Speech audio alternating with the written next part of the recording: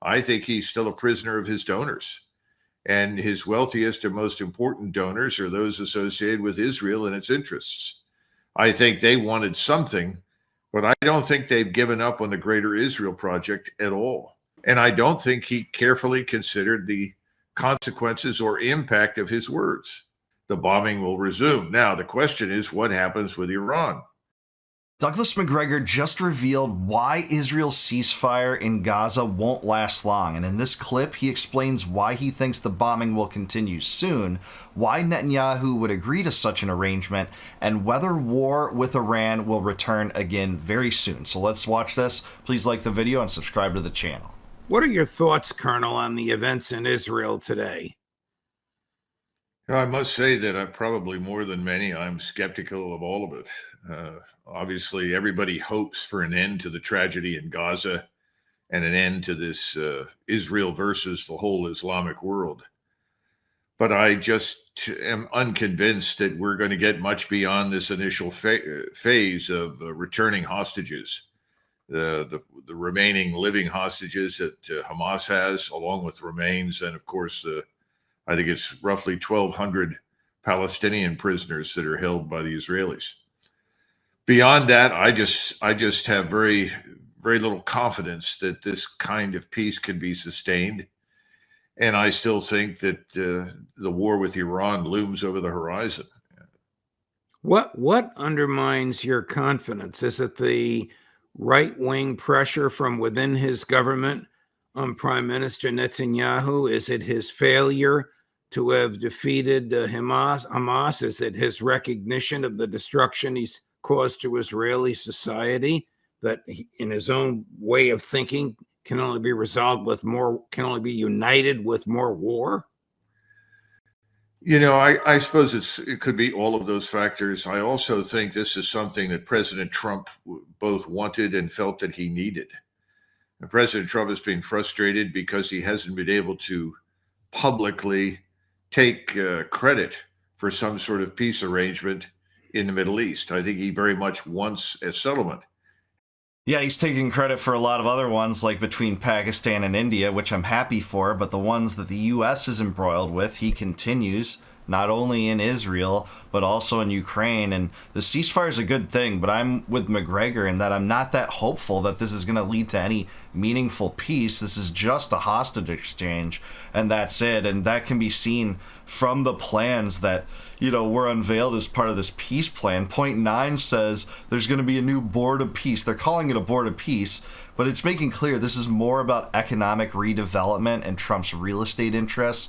Putting Tony Blair on this board and basically allowing for the redevelopment of Gaza with hand-picked people, including presumably Jared Kushner, who wants to develop that without any semblance of peace. They have some abstract point down here about a political horizon for a peaceful and prosperous coexistence, but of course that doesn't include a Palestinian state, and Netanyahu has been emphatic there won't be a Palestinian state. So I don't think hostilities are going to be on the damper for very long. Having said that, he now has the optics of a settlement. And frankly, for him, that may be enough. He's very focused on optics, on appearances. Right. You saw him on the stage in front of the giant American flag, a la George Patton in the movie. I think he's very delighted with that. But I would point out that in the final analysis, he is not a completely free agent. I think he's still a prisoner of his donors. And his wealthiest and most important donors are those associated with Israel and its interests. I think they wanted something, but I don't think they've given up on the Greater Israel Project at all. Totally agree. He is beholden to the Israel lobby and his donors. He boasted about this fact yesterday. We brought up a clip on that. I did a presentation about that, about how Trump boasted that the Adelsons got more time with him in the White House than anyone else, were super rich, that they were a pressuring, lobbying group, and that Miriam Adelson probably has loyalties toward Israel above those of the United States. Trump boasted about this as if it was something good when he spoke in the Knesset. And we're just supposed to ignore this and pretend that Israel doesn't have disproportionate influence over the U.S. government, despite the Adelsons giving him, hundreds of millions of dollars over the year. Sheldon Adelson was his biggest donor in 2016 and 2020. Miriam Adelson gave him $100 million during his last term. It seems like his cabinet is handpicked by the Israel First Adelsons. And that's what we get, but we're supposed to believe that, hey, Israel doesn't have disproportionate influence over the U.S. Please. Americans aren't buying that as much anymore. So I think this is a pause. How long will it last is anybody's guess. Well, the Israelis are committed, A, to greater Israel, and B, to eradicating the Palestinians from the Gaza Strip and the West Bank. I mean, that's in their genetic makeup, or at least this government has committed them to that. Well, I think the Israeli population agrees with you, Judge. I think at least 80% of them are absolutely supportive of those goals. So this, again, looks like a pause to me as opposed to some sort of permanent outcome. What happens when the IDF resumes bombing Gaza, which could happen next week? Yeah, my impression is that once all the hostages are returned, there will probably be some small period of pacification or something resembling peace, but then the shooting will resume. And there are so many other actors involved in this thing right now. The Israelis have some proxy forces that are Arabs, supposedly with some connection back to Syria and ISIS. Then you still have Hamas that remains active and supportive. I just don't see how this mix of volatile participants can avoid colliding with each other. So I think you're right. I think at some point the bombing will resume. Now, yeah, I totally agree with this. And, I think there's a few pressures internally to Netanyahu to get these hostages back, despite the fact that, despite all of his rhetoric, I don't think Netanyahu wanted these last hostages back. He could have got them as part of the first ceasefire.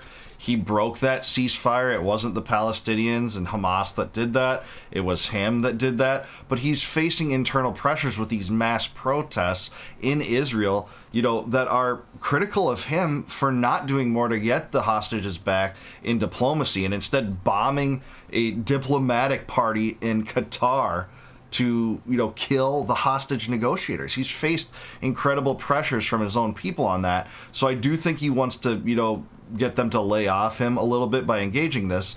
And you might ask, why is Smotrich or Ben-Gvir not raising their ire and indignation toward Netanyahu for being willing to do this? I think there were private conversations between Netanyahu and those two to say, hey, keep quiet. I do plan to get the hostages back, but then we're resuming the genocide. If you remember, they raised a big stink about that first ceasefire and threatened to, resign the government. I think at least Smotrich did. So that's what we're seeing here. I agree there's going to be renewed hostilities and genocide. I hate to say it, and I hope to be proven wrong on this. There's nothing I would want to be more proven wrong on than this. But the question is, what happens with Iran? And I know that certainly President Netanyahu was able to talk briefly on the phone with President Putin and supposedly expressed the view that Israel doesn't want a war with Iran. Well, I think the Iranians have heard that before. I'm not sure that's going to change anybody's readiness to fight in Iran. So I'm just skeptical by nature of the whole business. This has been tried before. It doesn't work. I want to ask you about Iran in a minute, but before we do, I want your comments on some of the more extreme things the president said today. I wonder if he thinks that Netanyahu is guilty of crimes and for that reason needs a pardon. Chris, number 12. Hey, I have an idea. Mr. President, why don't you give him a pardon? Come on.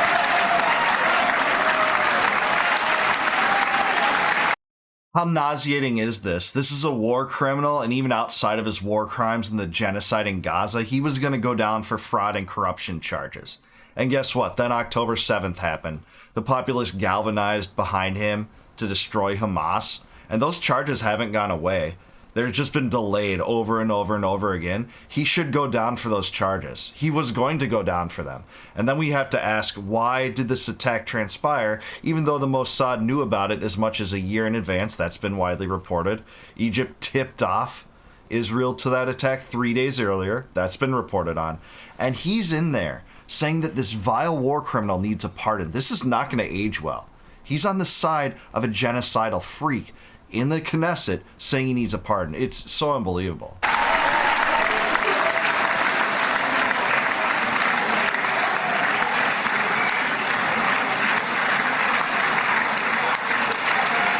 By the way, that was not in the speech, as you probably know.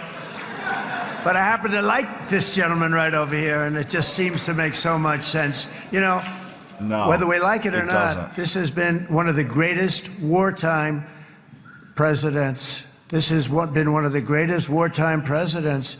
And cigars and champagne, who the hell cares about that? Well, I've never puked live on a commentary, but I just might after that. This is just pathetic. It's such a humiliation ritual to have the U.S. president doing this. This is Israel first to the core, Netanyahu war criminal first. It's so freaking disgusting. First of all, he's referring to the Prime Minister of Israel as the president. Secondly, to say that he is engaged in behavior that can be characterized as great is truly demented, in my view, in light of what Netanyahu has done. He has caused the entire world to question the moral basis of the Zionist experiment. Well, isn't that testimony to the extent to which President Trump is out of touch with reality? Yes. I mean, he's addressing his donors right there. His donors are watching. These are the people that have paid for the White House, as well as control of Congress. And Netanyahu is their hero. They all sympathize with the goals that we stated earlier. Yeah, Larry Ellison, Seth Dillon, Robert Shillman, all of these people that are pro-Zionist billionaire, millionaire donors, this is what they want. Despite all the atrocities that Israel has committed with U.S. bankroll, with U.S. weapons, and U.S. intelligence, it's just hideous. It's really the worst manifestation of the Israel first mentality in Washington and all the bad things that come from that. Macgregor said it perfectly. He's talking to his donors here. It's putrid. Hopefully the American people recognize that and aren't willing to put up with it, because more and more they aren't. But when Trump goes on display with this stuff, it is just maddening to the biggest degree imaginable. I don't think anybody should be surprised by this. Also, keep something else in mind. President Trump is somebody who interacts with audiences. And if he feels the audience likes something, he struck a chord, then he elaborates. So if the audience hadn't clapped as vigorously as they did earlier, he might not have said what he did. I'm not sure that a great deal is thought out in advance. He said, well, this wasn't in the original speech, as you know. I think he's being quite honest there. This is an impulse-driven personality. And I don't think he carefully considered the consequences or impact of his words. Many such cases with Trump. This is an impulse-driven individual, so much so that, and in some ways that's a good thing, because you get those mass drop moments, those rare bits of truth among a sea of lies that we always get from Washington, where Trump admitted Israel's disproportionate influence in the U.S. and the Adelson's immense pressure campaign against him and their donations and how much they got into the White House and earned his ear over and over. Those moments are good, but at the same time, he's right. This is an erratic president. He's said a lot of things that don't come to fruition. A lot of them probably aren't scripted. And hey, I'm with Macgregor that hostilities with Iran aren't over. There's more and more clamor, with Netanyahu himself talking about this recently. Here's the Jerusalem Post from a few days ago, where he's renewing all the same propaganda we've heard from him for the last few decades, basically my entire life since I was a wee young lad, talking about how, an Iranian nuke can hit New York City or Boston or Washington or Miami very shortly. Of course, who's interviewing him? Oh yeah, the top Zionist warmonger in the U.S., Ben Shapiro, of course, tellingly bringing us this propaganda. Shapiro's basically a foreign spy, let's just be real. And he's saying that Iran can blackmail any American city. Yeah, like Israel doesn't engage in blackmail. If you don't believe that, read about the Shin Bet incident. You know, what are Epstein's connections with the Mossad? Seems like that was blackmail to me. Seems like he had a lot of connections to Ehud Barak and intelligence figures within Israel, by the way.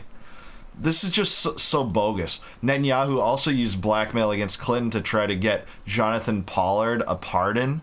He was the Navy intelligence operative who stole U.S. secrets and sent them to Israel and was in prison for that. And then, by the way, Israel gave those secrets to the Soviet Union at the height of the Cold War with a recording of conversations between Clinton and Monica Lewinsky. That's also been reported on. Netanyahu himself used blackmail. So yeah, it seems like it's Israel blackmailing people, governments, and organizations, not Iran. We can't put up with renewed tensions with Iran on behalf of Israel because clearly that's America last. America could have engaged in a new agreement with Iran to normalize relations, have a new JCPOA, which was working. Every piece of documented evidence shows that they were agreeing to and abiding by the enrichment restrictions that were imposed from 2015 to 2018. Trump shredded that on behalf of Netanyahu and the Israel lobby, who wanted that pretext for war. We can't accept it. Overall, I think Macgregor's spot on here. I do think there will be a renewal of hostilities. I don't think there's really any way around that. This is just a ceasefire, and that's a good thing. We should celebrate the easing of bloodshed, at least for a while. These people have been robbed of everything, these Palestinians, flushed out of their homes and properties, much like they were, by the way, in 1947, 1948, and the Nakba. You know, there's such a devastated people that have just been so humiliated beyond being slaughtered. And to see, you know, some of these exchanges happen is very good. Like, all dissidents and anti-war activists should celebrate that to the extent that we do. But I think it's wise to be cynical about this holding as a lasting peace. Israel in Gaza alone has broken more than 1,000 ceasefires. If you don't believe me, look that up. You can question individual ones, but in that theater, over 1,000 ceasefires have been broken. They have a track record for that, and Netanyahu himself has a track record for that. Trump insists that this is the end of the war, which wasn't even a war in the end anyways. It was a genocide with one party not even fielding like a military operation against the other, with rockets not going into Israel from Gaza for about 5 months or so from the time of this recording. But that's where we're at. So what do you guys think? Do you think this will hold as a peace in any regard? Do you think that hostilities versus Iran will start up soon? What will be the result of this? Will Trump's approval rating suffer if the genocide continues after this? Let me know in the comments down below. Please like the video, subscribe to the channel, subscribe to Judge Napolitano. Awesome segment. Thank you, Judge, for this interview. And if you like this video and my commentary, please consider becoming a YouTube member. You can do that by clicking the join button below. That will support the channel, and I'll graciously appreciate that. It means the world to me if you do that. And in return for that, I'll give you access to all of my videos that are members only, the ones that you can watch before they go live to the general public on YouTube. And until I see you guys next time, no more war, no more debt, no more inflation, and no more empire. Peace out, guys. Catch you in the next one.